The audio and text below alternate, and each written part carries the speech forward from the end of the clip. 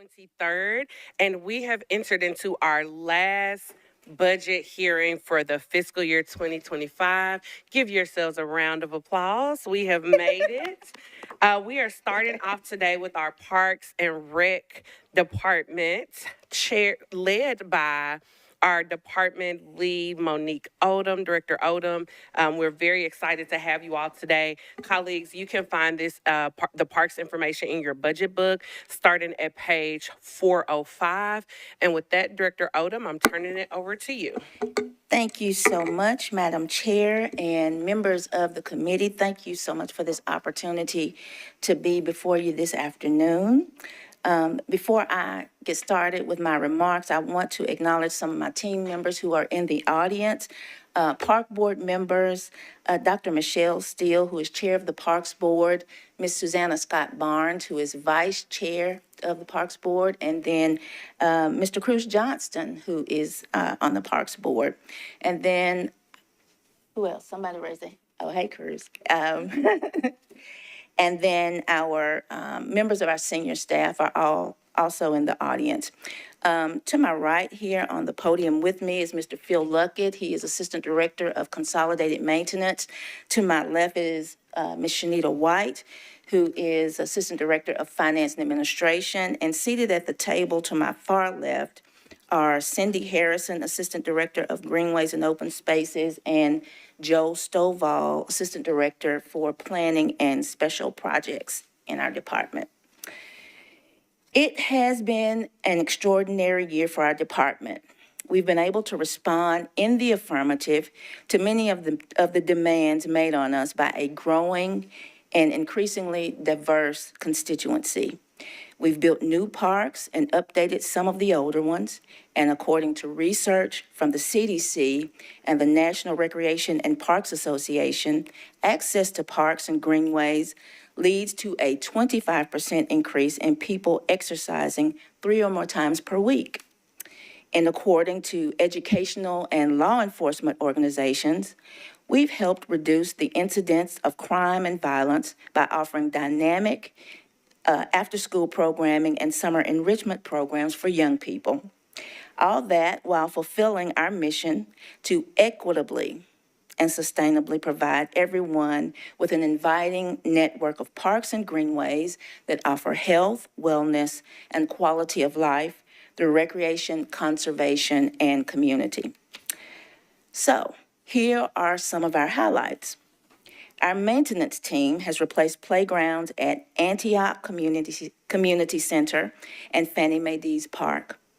They've refurbished and opened tennis courts at McFerrin Park and repaved roads and installed traffic calming at the Edwin Warner Park entrance off Vaughn Road. They've replaced HVAC units at Shelby, Hadley, and Elizabeth Community Centers. And they're working to restore Founders Tower right outside. In addition to replacing the missing and damaged metal at the top of the tower, they are repairing roof drains, restoring the observation deck flooring, and upgrading the lighting on the tower. Our team is also working to add more lighting to Public Square Park and on the steps leading up to the historic courthouse. Our community wellness and cultural arts team has extended Saturday hours. All our community centers are now open for 8 hours on Saturdays. Yay. They've enrolled more than 3,000 children in our summer enrichment programs throughout the city. That program starts on June 6th. They've expanded cultural arts classes and programs for dance, music, theater, and visual arts to 13 locations throughout Davidson County. And they have reopened Cleveland Community Center as a remodeled music studio and community center, and expanded programs and events for seniors, activities that include line dancing, jazz band, and a travel club, and more. Our Greenways and Open Space team is in the community engagement and design phase for Trinity Hills Habitat Park and Greenway. The exact mileage of that greenway has yet to be determined. They're also working on 2 new segments of the 440 Greenway that will connect Sevier Park to Gale Lane Park to Browns Creek Park and connect the existing 440 Greenway Trail into the Centennial Park Trail system.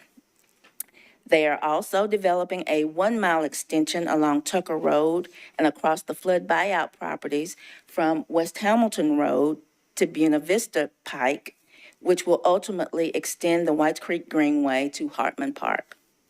Our park police have hired 7 new police officers, took delivery of 3 new vehicles, 2 of which are specifically designated for the transporting of horses and equipment for our mounted patrol unit.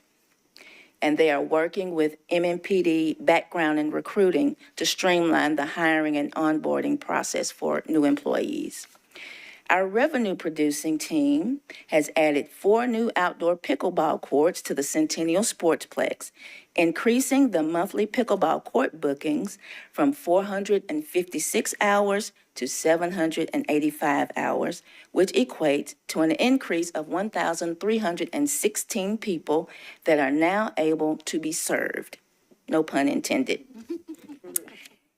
Increase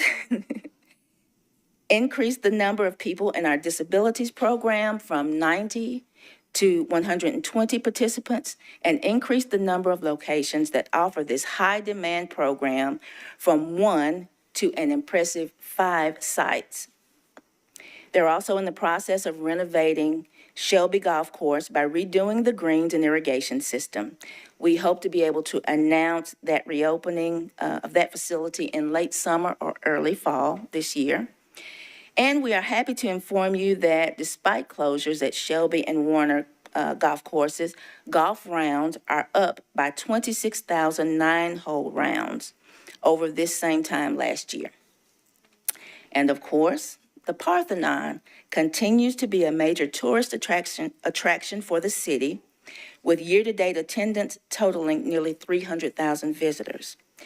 In addition, the museum is returning 248 pre-Columbian artifacts to their country of origin in West Mexico.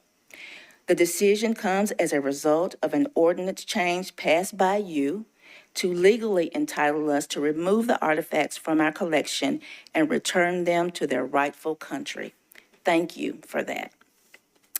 Our environmental education and outdoor recreation team was instrumental in helping the city secure the official designation as an urban bird treaty city to improve habitats and reduce hazards for birds, while also engaging the public about the importance of birds to humans.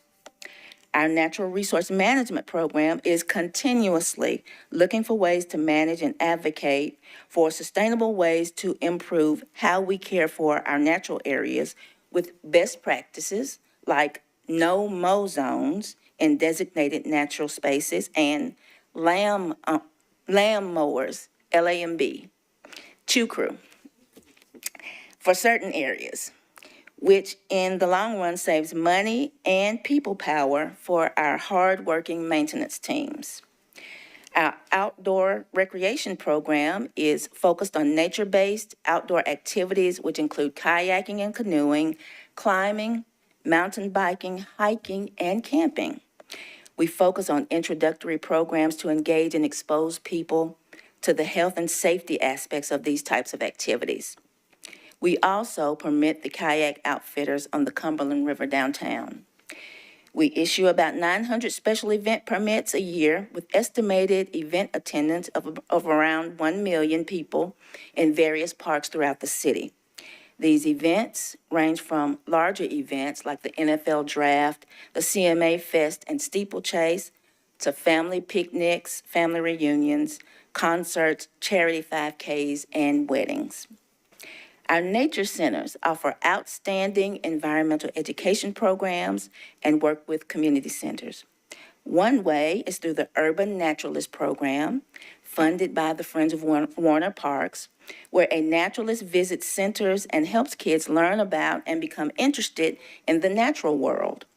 Our nature centers also work on a variety of environmental research projects in partnership with schools and local universities, which include year-round banding stations, and other programs that engage in community outreach and education to sustain and enrich birds and their habitats. It's also important to note that the Fort Negley Visitor Center and Park is a significant historical resource for our city, the state, and the nation. We are in the beginning stages of implementing a new master plan that will transform this unique historical asset to an outdoor museum that is welcoming to the public and highlights the important stories about our past that this site helps us remember, lest we forget.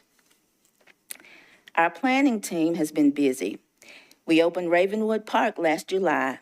This 800-acre park in the Donaldson Hermitage areas features 2 large playgrounds, including a 3-story climbing tower and sand play zone, a large events pavilion and lawn, sports courts and fitness equipment, and trail connections to the Stones River Greenway. We also rang the bell to open Mill Ridge Park in southeast Davidson County last summer. This 600-acre park features the city's largest destination playground with a 5-story climbing tower and slide.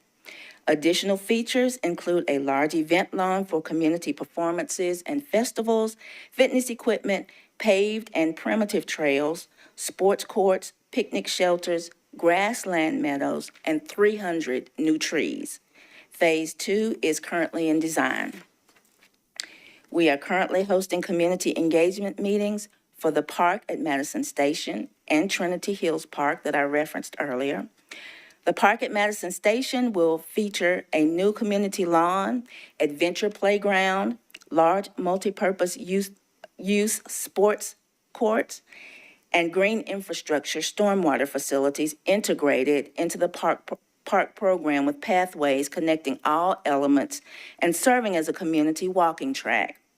This park will also feature a new custom community pavilion, which will be the centerpiece of the park. We are developing a park in Trinity Hills in conjunction with Habitat for Humanity of Greater Nashville. This space will ultimately be a 59-acre park with walking trails and recreational areas. We have a community engagement meeting scheduled for Thursday, May 30th at Hartman Park Community Center. And we are finishing the renovations at Sunnyside Mansion and in the final stages of design for Mariposa Park, which means butterfly in Spanish. The new 10-acre park will feature a playground, ball courts, a small soccer field, a 1-mile hiking loop, as well as a half-mile paved trail. Before I conclude my remarks, I'd like to remind you all that July is Parks and Recreation Month. Believe me, we will make sure that you are reminded before then. It is celebrated by park systems throughout the nation, and we hope that you will join us for the many events and activities throughout the city. We also hope that you will help us share the many benefits of our park system with your constituency. That concludes my remarks. With that, we are ready for your questions. Thank you so very much, Director Odom, and thank you for all the work that you all do. Parks are so vital to our community, and we definitely recognize that during COVID, when so many things were shut down and so many people were able to get respite in our parks and open spaces. So again, thank y'all for what y'all do. And with that, I see a few people with questions. We will get a running list here. I see Councilmember Bradford, Council Lady Evans, Council Lady Evans Siegel, Council Lady Benedict, Councilmember Druffel, and Councilmember Huffman. So I'll start with, Council Lady Swer, and my bad, my apologies, Council Lady Swer, I didn't see you. Councilmember Bradford, you recognize. Thank you, Chair.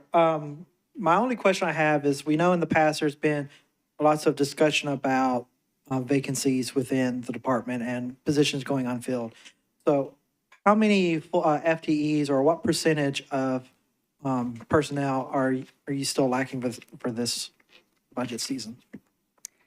So in terms of our vacancies, we have about a head count of about 366 vacancies. So we have a total in general fund about 473.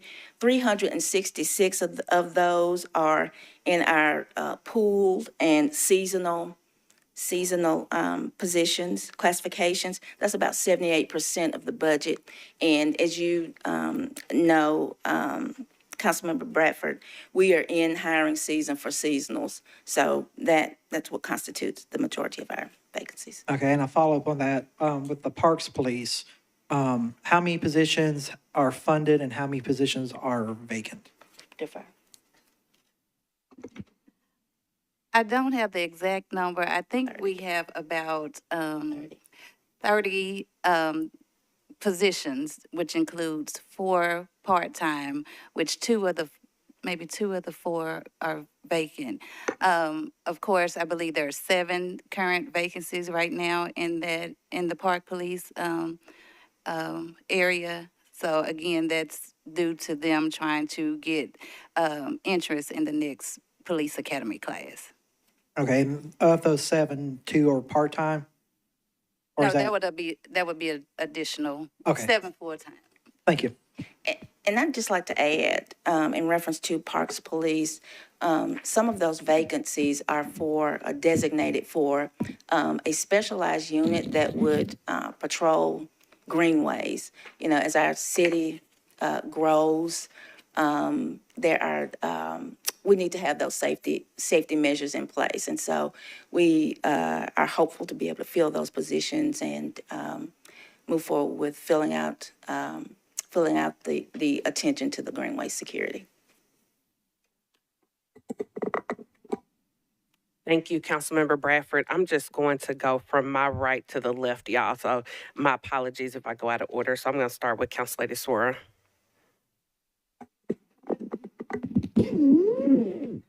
Thank you, Chair.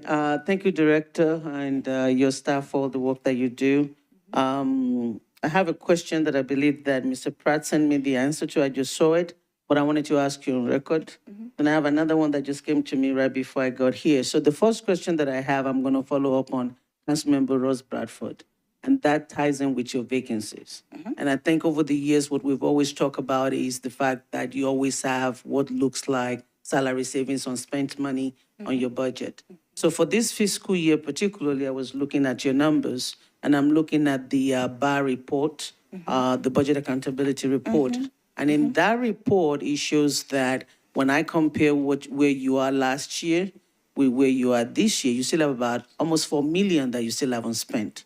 And so I want to make sure that that's just not money lying, that we're looking for money for several things. I'm looking for money. And so I see money. And so it's consistent with prior year where there's so much money left. And I'm not tracking the full year, I'm just tracking the 9 months comparatively. So can you speak to that, please? Sure, I will, and I'll defer to Shanita as I need to.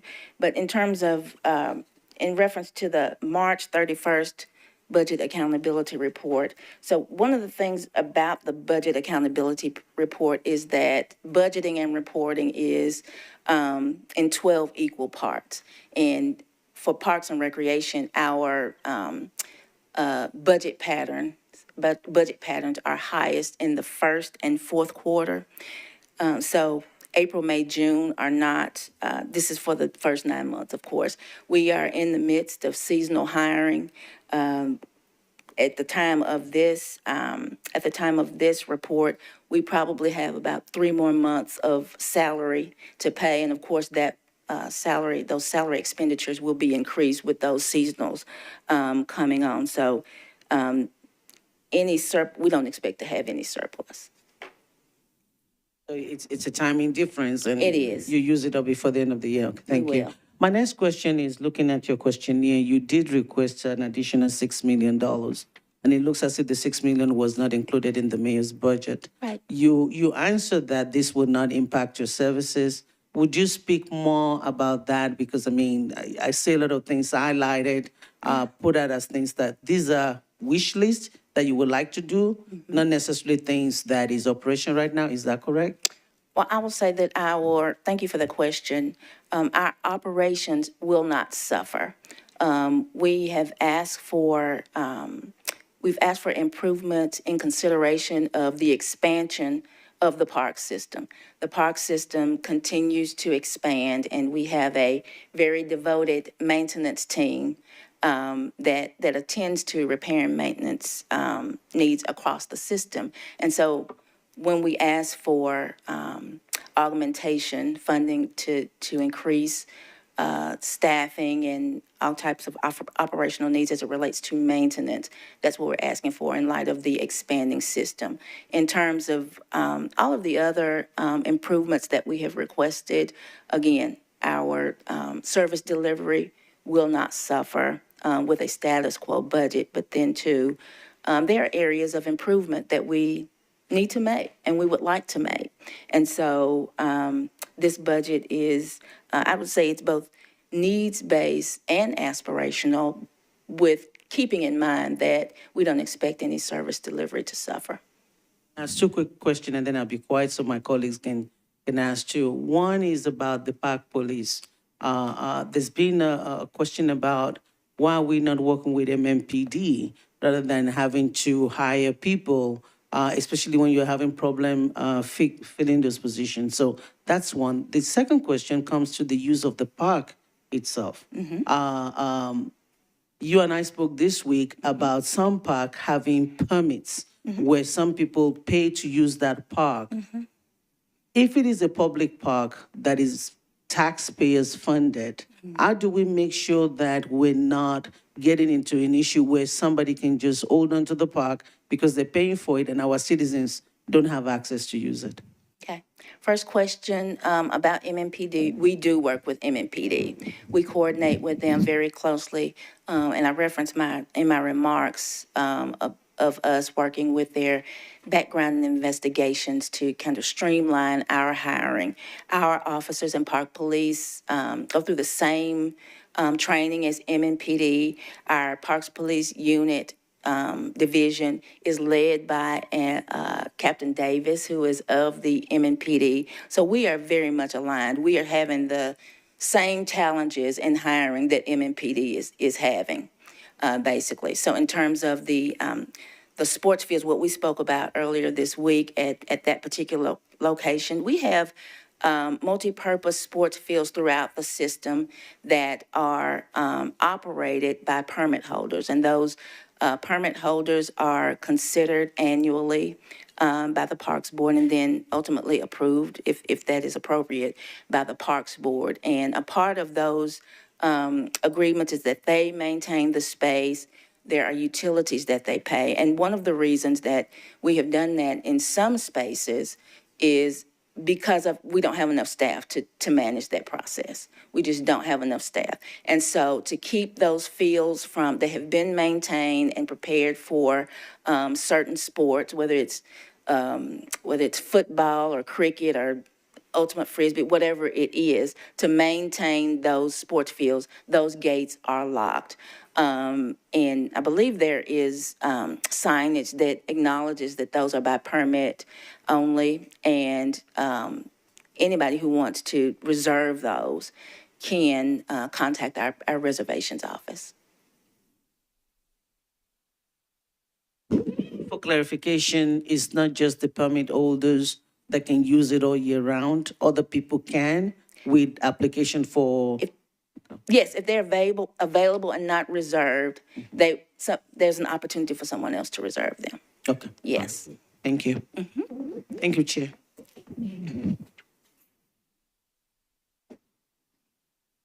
Thank you so very much, Councilor Soror. And I also want to acknowledge we do have our Arts, Parks, Libraries, and Entertainment Chair here with us, Council Lady Stiles. So I will go ahead and recognize you, and then I'll jump right back into the queue for the rest of the council members with questions.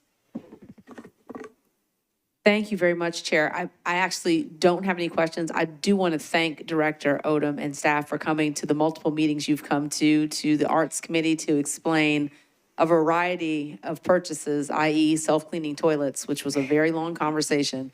But I appreciate that we're making these kinds of investments. So thank you for your time. I'm sure we're going to have you back because I think we have a few more questions, but budget-wise, we are good. Thank you. Thank you very much. Thank you, Council Lady Styles. And now we will go to Councilmember Evans. Thank you, Chair. I had a question. When you were, Director Odom, when you were going through programming around community centers, some of the programs you referenced sounded great for people of a certain age like myself, but maybe not as jazzy for like younger people. And so I don't know if, can you expand a little bit more on the programming side? And the reason why I asked this is because Councilmember Suara, when she had her youth and government presentation, by all the high school students, that was one of the groups that stood out to me was the discussion around like programming at community centers. And then I went to a convening for a health department grant that was specific to like violence. And there was a lot of discussion about community centers and programming. And so I'm just curious if you had more examples you could share or other ideas for future programs. Sure. Thank you so much for that question. We actually have quite a bit of youth programming in the community centers. And to reference what you were referencing, what we have heard for many years in Nashville, not just community centers. I think somebody years ago did a youth master plan, and there it was also acknowledged that there's nothing for young people to do in the city. And we do our best to make a dent in that, making sure, again, we have our after-school program and our summer enrichment programs, which will be all-day programs, particularly in thinking about having structured activities for young people and then their working parents. But then we also have sports leagues, our craft sports leagues, which is really older teens and kids to give them something to do. So we are very thoughtful about having opportunities for youth. And I think you talked about seniors. Did you talk about seniors as well? No? Do you have singers? Senior. Oh, seniors. As in, what is it, 50 and up, whatever. We do have Senior as a matter of fact, we do have singers and a jazz band who are seniors and some are youth. So, yeah, we have something for everybody. Thank you for that. And I guess, is there opportunity, like I think, libraries, there's a lot of great youth kind of oriented programming and stuff through them. Is there opportunity for more kind of cross collaboration between libraries and parks? And maybe there already is, and I just don't know about it. Absolutely. Thank you for that question. So we do collaborate with our partners library. We have, I think, 8 Nashville after-school zone locations, after zone, however you say it, NASA. We have locations there, and we have had those for probably 8 to 10 years. And then, as you know, that there are a few library locations that are co-situated in spaces with community centers. And so we cross-pollinate in that way, particularly when it has to do with literacy and, serving the entire family. Yeah, thank you for that reminder on the ones that are co-located, which I think is a great idea. And I guess one actually follow-up question I had seen a lot of kind of social media chatter around the popularity of the summer camp programming and some of the challenges just with people trying to register and that kind of thing. Is that something like, I have looked at your wish list, but is that something that you all are kind of thinking ahead? Like, how can you make that process maybe lottery driven or something like that for parents? It's interesting that you mentioned that. We will continue to revisit and evaluate that. A few years ago, we did do a lottery kind of electronic system, and there were some issues with that, particularly with families who are not as technologically savvy as others. So then we went back to the in-person, just to try to be more equitable for folks. Yeah, that makes sense. And the last thing I wanted to say is, Councilmember, everybody missed out. Councilmember Bradford had about 5 or 6 pickle puns he rattled off, and so maybe after the meeting, he can share those with you. Thank you. Boom, Oh, boom. Lord, deal. Tomato, tomato. Big Thank deal. you, No big Councilmember. deal. Thank you, Councilmember Evans. I'll jump in real quick to ask just a follow-up from Councilmember Evans' question. I've been hearing a lot from people in the community about the varsity spending plan, and I know you've had some conversations, and I wanted to know if we are able to get funding for any of that programming, if Parks is, kind of receptive to a pilot program, or if y'all have any, strong thoughts on working with it. Say again, which program? The restorative justice program in community centers. Yes, I actually did meet with that organization not too long ago. And, I am familiar with restorative justice and alternative dispute resolution. And we know that conflict resolution skills are just a good life skill to have. Certainly, I know some of our community center staff already get that training, but we did have a conversation about, is it Southern Movement? Is it? Yes, ma'am. Perhaps providing some training to our staff on conflict resolution, and then a pilot program we talked about, maybe at one community center with a restorative justice staff there, to just kind of pilot it over 1 year to see if we can expand or, lessons learned and what next steps would be.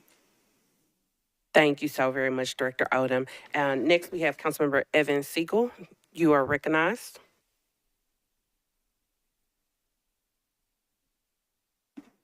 Thank you, Chair. Thank you, Director. Y'all are doing great work. I get a lot of questions also, speaking of youth and climate change. I want to say thank you for all the work that is going into getting the splash pads up and running. I know that people really appreciate that. And I just kind of want to ask, what is the plan going forward to have things like splash pads or pools or other amenities where people can cool off who maybe can't afford a YMCA membership or can't afford a pool membership? And frankly, so many of our neighborhood pools, even the membership ones, are going away. Yeah. Well, thank you for that question. So our regional community centers do have pools available, and there are opportunities for open swim at all of those. And we are in the process of, or they will be open soon, our splash pads throughout the community. As you may or may not know, a swimming pool at a community center is the most expensive part of that. So there's considerable thought when we think about adding that kind of an amenity. Great segue for me to mention the swimming pool at Napier Community Center. That'll be our, I think, our first indoor pool with a speed slide. We're installing that right now, and so that's exciting for the community. But, again, there are opportunities for folks to come in and swim and cool off and enjoy the center when we have open swim. And we do have also learn to swim classes. That's another very important life skill for people in general, but particularly for young people, so that they are water aware and cautious and really get comfortable with the water. Thank you for that. Yeah, I think sort of depending on the year, drowning is the second or third cause of death in people under 18. And being able to learn to swim is truly a lifesaver and a life skill. Absolutely. Absolutely. I'm going to talk a little bit about the golf courses. So I grew up very reluctantly being forced to play golf on our golf courses, which I understand are very nice. I'm not a golfer, though many people in my family are, so treading lightly here. Our green fees are very low compared to public course. I understand we want everybody to have access to golf because it is traditionally something that required a lot of money. Right. Have we ever looked at whether it might make sense to do more of a sliding scale or fee waiver system so that we can have maybe, there are a lot of people who play golf who could afford to pay more. I understand. Yes. And so I understand that there are lots of people that play golf that could very likely afford to pay more. To your point, we operate public, these courts, golf courses are municipal. And so for our system, that means equity and access. Our team will be looking at our fees and charges system-wide next month. I've convened a meeting, and I think the last time we did this was right before COVID. We had adjusted fees in February of 2020, and then, COVID. But we will evaluate all of the fees and certainly take ability to pay and accessibility into consideration as we review the fees. I do want to mention that while we have wonderful golf courses and greens, we have a fantastic team of folks who take care of those because we are a public amenity. And again, our focus is not necessarily profit motivated, but access and equity. We want to make sure that those who would like to enjoy those greens are able to do so. But well noted, we'll take into consideration ability to pay. Thank you. Thank you, Councilmember Evans Siegel. Next, we have Councilmember Huffman. Thank you, Chair. Thank you, Director Odom, for being here today. Just a couple of quick questions. First off, wanted to check and see, in regards to Phase 1 funds for Ravenwood Park, are any of those carrying over in this budget, or could you explain that a little bit? They are not. They're not. No, they're not. They're not. What? Capital fund. Yeah. Phase, we have some. But they're capital, they're not in. Oh, yeah, no. Yeah, they're not in operating budget, but they're, in terms of capital, we do not have any Ravenwood dollars that are, rolling over. We would be very grateful to get additional, in the next CSP perhaps, Phase 2 funding for Ravenwood. Okay, all right. So just to be clear, so there was no leftover funds from Phase 1? No. Okay. No. Thank you. Mm-hmm. Also, just another quick question about Ravenwood Park. Mm-hmm. We currently have a very large pavilion, which we're very grateful for. I believe it's the largest one in the county, not to brag. Very nice. It's very nice. It's very nice. What does the process look like? I think it's still being set up in regards to reserving that space for the community. It would be a reservation like it goes through our, with picnic pavilions. So Yeah. contacting our reservation center, checking the availability, just as simple as that. I think the process is still being established, but that's basically what it would be. Okay, thank you. Now, just moving to the special purpose funds that are listed here, the 473.7 amount. It's on page 407. Okay. The singular line item there. Could you just go into that amount in a little bit more detail to what particularly that'll be applied to? I'm going to defer that question to Shanita White, although I believe it has to do with the timing of grants. So at budget time, when we are budgeting for the upcoming budget year, those grants that we don't already have appropriated, we can't include them in the budget. And so I think that's what, okay, that's what it is. Okay, all right. And last question for you here. So we recently passed a wildflower resolution. We talked about funding for next year. Councilmember Evans knew that was coming. Of course, I'm not going to miss my shot to talk about that. Of course, we talked about that going into effect for next year. I'm just curious if any funds were considered for an initial rollout in a few parks. We don't have any funding. Again, and then two, I don't think we have even a dollar amount for that, so not at this point. Okay, thank you.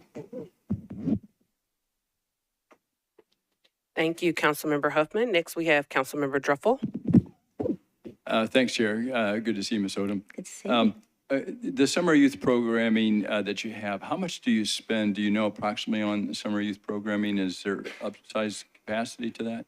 I don't know that number offhand, but I could certainly get that for you. Our community center division is consolidated across community centers rather than expenditures for each center. It's consolidated. So I'd be glad to get that number for you and That'd be send it to great. you. We're working on some summer programming for youth. We've been working on something for a while, and Yeah. love to see how that might enter into parks. So that's Very great. good, very good. The second question is, Brook Mead is our favorite topic. Are we still on target for January? And can you clarify that question for everyone else that's listening? We don't know what's happening in January. Brook Mead Park is being renovated, and that is off of Charlotte. And it was, we had a target date, I believe, of January 1st. It's a park that was a homeless site at one time, and we've been able to positively work through that. So I was just checking on that.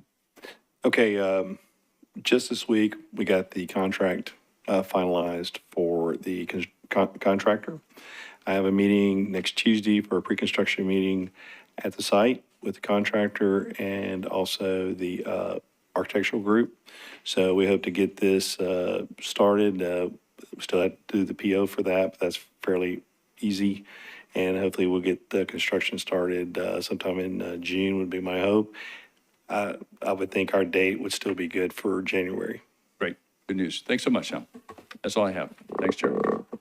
Thank you, Councilmember Druffel. Next, we have Councilwoman Benedict.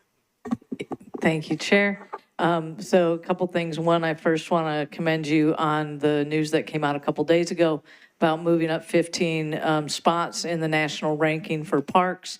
Good job. It actually, as it was covered on WPLN, based on the increase in funding that we gave you last year, that was likely what caused that increase, that improvement.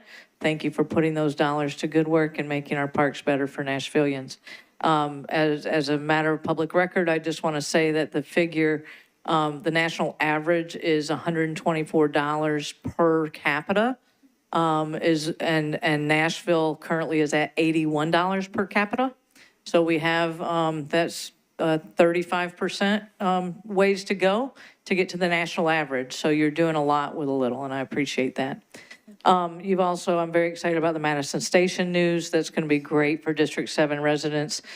Phil, you were awesome with Cornelia Ford's parking. And then I'm really excited about the swimming for the youth sports teams that are trying to get started in some of the schools in the area and throughout the city. Yes. Being able to access and train kids from Napier and nearby areas around Napier. I think it's, as we've discussed, so important to get those youth up and going at a young age and really encourage people to swim. It's when you become a swimmer at a young age, you are able to carry those skills forward and instill those values in other people behind you. I did want to follow up on Councilmember Suarez's questions about fees for private use of facilities. I know that in particularly public space that's maintained by private entities. So at Lytton Park recently, the tennis court was changed to a pickleball court by a private organization. And then you mentioned, I wanted to understand, the community used to be able to just walk up and use the tennis courts. Now the pickleball courts now are locked. And so they're not, so they're not used to coming home from work and needing to make a reservation to come and use that. Can you tell me about the policy around that? And then I guess the other question that I have is, for those private entities, is that a revenue generating based on the fee base so that you can use that for maintenance in other areas of the budget? Thank you. Thank you. So it is, we do have annual permits that I mentioned with Councilmember Suara, and Lytton is one of those. A requirement of that permit holder is that they maintain the property, which relinquishes those duties or diverts those responsibilities from our maintenance team to this. I turned it up, sorry. Yes, it's revenue producing, but as you no, all of our revenue is deposited into the general fund for reallocation. So it doesn't necessarily come directly back to the department. In terms of it being locked, I think there are opportunities for them to use those courts. They would just need to coordinate with the permit holder. Okay, I will have some follow-up on that. And Okay. again, thanks for all you're doing. As I've had things come up throughout the year, your team is excellent to follow Thank up on you. them. Excellent team at the neighborhood area, the parks and community center in the area as well. Thank you. Thank you, you. Chair. Thank you. Thank you, Council Lady Benedict. Council Lady Allen, you're recognized. Thank you. Just one quick question. You've referenced the making reservations for various things at different times. And my understanding is that that's still a call during working hours kind of process. Is there any money in this budget to begin the work of creating an online system or? Well, good news and bad news. There is no money in this budget for that, although our team is looking at and exploring an online reservations program or software, Great. Working with a company. And so what we are doing is gathering that information to inform a budget request for us to come and make that to you all. Great. At some point in the near future. Okay. You got my support. Thank you. Probably have everybody's. Thank you, Council Lady Allen. Vice Chair Toombs, did you have a question for Parks? I don't know if I missed your hand or not. It looks like I did, so you are recognized. Thank you, Chair. Going back to the 366 seasonal positions, how successful are you in a typical summer season or whatever season in filling those positions? Like what percentage do you typically fill? I don't think I can give you a percentage off the top of my head, although I will say last year we were more successful than before because we increased the pay rates. We had gone to the Parks Board earlier, probably in December of last fiscal year, and requested that those pay ranges be increased. We did increase those, and so our hiring for seasonals last year was great. And for the remaining open positions, what types of positions are those? Oh, gosh, I'm going to defer to Shanita because they span the department and all divisions. So for community centers, probably the bulk of those are recreation center leaders. We have just a few in maintenance. We've made a lot of headway in filling vacant maintenance positions, but I'll defer to others. Like Director Odom said, they are mostly recreation, and that's due to the fact that they, when they promote in the turnover based on part-time becoming full-time and things of that nature. Some of them are in our park police area. Also, we have just a few in admin and HR, and also across our maintenance divisions. So the rec leaders are part-time, am I understanding Some that are right? part-time, and when they go from part-time to full-time, and then just the attrition and the timing of the converting over from full-time to part-time. Okay. And I'd just like to add, in terms of referencing, just say recreation centers and then our revenue producing divisions and also maintenance. If we have a lower classified position and an employee is promoted to a higher position, that leaves the lower position vacant. And so at any given time, our snapshot of vacancies will shift. And that is, there's some attrition, retirement, et cetera, regular turnover, but usually we are promoting from within. And so that is what that rolling number generally reflects. Okay, thank you. Thank you, Chair. Thank you. Next, we have Councilmember Bradford. I believe he had a follow-up question. Thank you, Chair. Yes, it goes back to when we were talking about the summer camps and summer programming after schools. I was wondering if you have any data as far as the socioeconomic diversity of those. I don't want to see the families that really need this be, denied because of families who can afford childcare or after-school programs have better access to getting applied. So if you just have some background on that. I think we do pull that information. I'll get that from our team and send it to you. I will say that our after school and summer enrichment programming is free. And we realize that some of our programs in Parks and Recreation, in the interest of, to your point, access and equity, need to remain free for those in our community who would most benefit from that fee arrangement. But I'll get that information for you. Thank you. Thank you, Councilmember Bradford. Councilwoman Soror, you're recognized. Thank you. Two quick follow-up questions. The first one is with regards to salaries. The mayor announced that everyone in Metro will be making $20 an hour. When I check with HR, my understanding is that that's for full-time staff only. This does not apply to part-timers or seasonal, and that each department decides what that is. So what is the average seasonal or part-time for parks? For seasonals, that would vary anywhere from $11 to $16, $20. I was gonna say, I'm sorry, there's no one regular, full-time and part-time, to start there, in our department.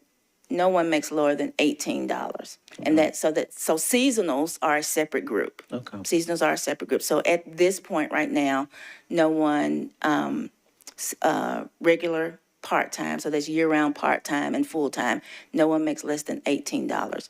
To the proposal that is pending with the $20 minimum wage, my understanding is that does apply to only full-time Metro employees. In terms of our seasonals, I think the pay range is it $13 to $18? You can send that to me later. I'll send it to you. We increased it, but it is not $18. Our seasonals generally do not make $18. I'll be interested in knowing what the 20. part-timers make, and then the seasonal, we can get that later. Because as Sure. we are increasing everyone, we want Yeah. Metro as a whole Sure. to be a living wage employer, and that's Sure. everybody. Sure. The second question goes back to the summer program and the kids, a quick one.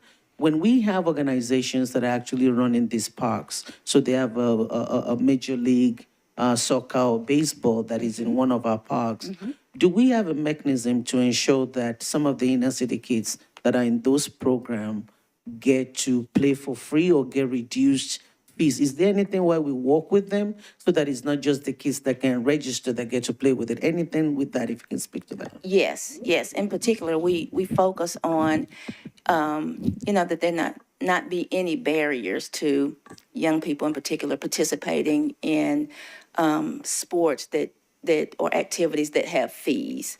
Yes, the permit holder should be working with, and we have our staff that as oversight to make sure they're working with the permit holder or the organization that operates the sports field to make sure that particularly young people who are directly from that community are benefiting from that community asset at no charge.